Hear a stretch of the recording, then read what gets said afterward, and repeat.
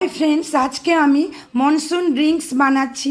দেখুন, বর্ষাকাল আমাদের পড়ে গেছে, বৃষ্টিতে ভিজে নানা রকমের সর্দি জুখাম আমাদের হয়ে যায়। এই ড্রিঙ্কস কিন্তু নিলে এর হাত থেকে রক্ষা পাবেন, এটুকু বলতে পারি। গরম জল বসিয়েছি, তেজপাতা, হলুদ, গোলমরিচ, অল্প একটু চা পাতা, এখানে আমি লবঙ্গ নিয়েছি, দারচিনি স্টিক আর আদা, এটুকু দিয়েই আমি আজকে ড্রিঙ্কসটা বানিয়েছি।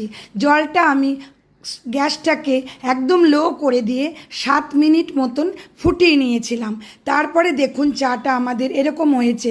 আমি একটা কেটলিতে ঢেলে নিয়েছি দেখানোর সুবিধার জন্য। আমি কাপের নিচে মধু দিয়ে দিয়েছিলাম।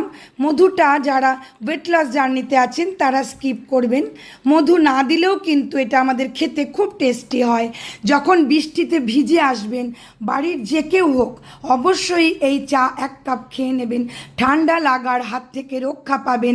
বর্ষায় আমাদের নানান প্রবলেম করে। ভালো করে ইনগ্রিডিয়েন্টসগুলো আরেকবার দেখিয়ে দিই। সকলে এনজয় করুন হার্বাল টি। সকালে 1 কাপ করে নিতে পারলে তো খুবই ভালো। আজ আমি এই পর্যন্তই। বাই।